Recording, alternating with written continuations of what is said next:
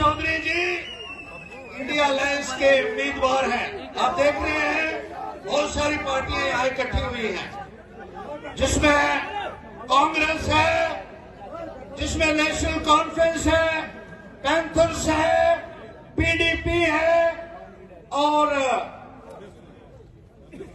जी सारे माफ कीजिएगा अगर कोई रह जाएगा तो।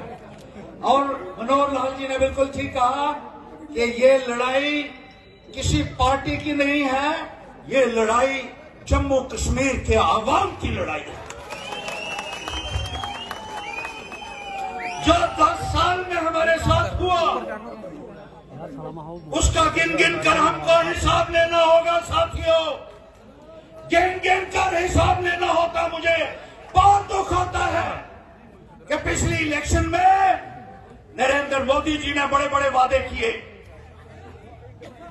बड़े बड़े ऐलान किए,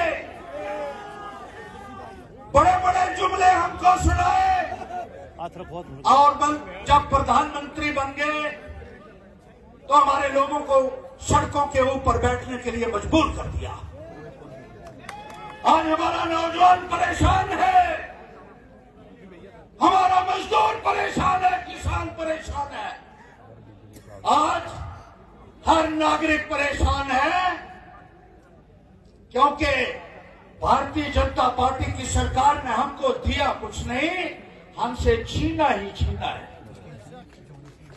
हमारी रियासत हमसे छीन ली, वो रियासत जो महाराजा हरि सिंह जी ने जिसका विलय हिंदुस्तान के साथ करवाया, बहुत उम्मीदों के साथ, लेकिन भारतीय जनता पार्टी ने उसके टुकड़े टुकड़े करके उसका दर्जा घटा दिया और दर्जा घटाने के बाद हमें कहते हैं कि आप ढोल बजाइए।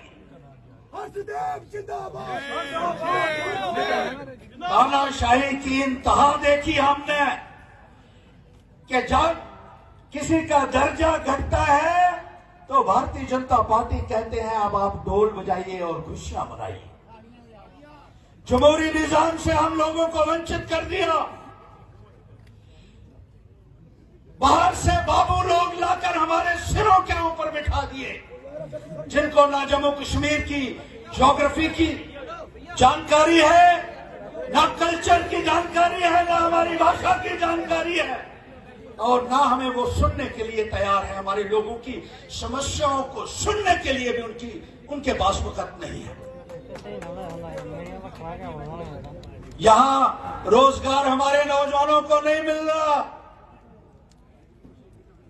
यहाँ का नौजवान पढ़ाई लिखाई करने के बाद सड़कों के ऊपर बैठने के लिए मजबूर है। मुझे बहुत दुख होता है साथियों कि जिस सरकार ने 2-2 करोड़ नौकरियां देने का हर साल वादा किया, वो 5 साल जब गुजर गए तो मोदी जी कहते हैं पकौड़े बेचिए।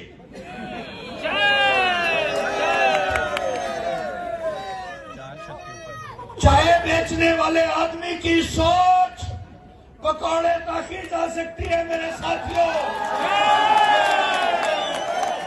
हिंदुस्तान की पैरवी, हिंदुस्तान की नुमाइंदगी और रियासत की नुमाइंदगी पढ़े लिखे लोग ही कर सकते हैं। हम खड़े होंगे, मिलजुल कर खड़े होंगे और डटकर मुकाबला करेंगे। 10 साल में घुटने टेक के लगा रहा, घुटने के बल बैठा रहा कि भारतीय जनता पार्टी को नेस्ता नाबूद करना है और आज वो वक्त आ गया है जब आप सब मिलजुल कर, मुझे बेहद खुशी है कि तमाम पॉलिटिकल पार्टीज एक मंच पर आकर इकट्ठा हुई और ये जो चुनौती है ये बहुत बड़ी चुनौती है। इसका असर हिंदुस्तान के हर एक कोने कोने में जाएगा कि अब हवा का रुख बदल चुका है साथी। अब हवा अब दूसरी तरफ बहने लगी है। 10 साल बहुत हो जाते हैं। मोदी जी कहते थे कि वोट नहीं देंगे तो झोला उठाकर चल दूंगा। कहां जाना है ये उन्होंने नहीं बताया। ये अब हम फैसला करेंगे कि वो कहां जाएंगे इस इलेक्शन के बाद।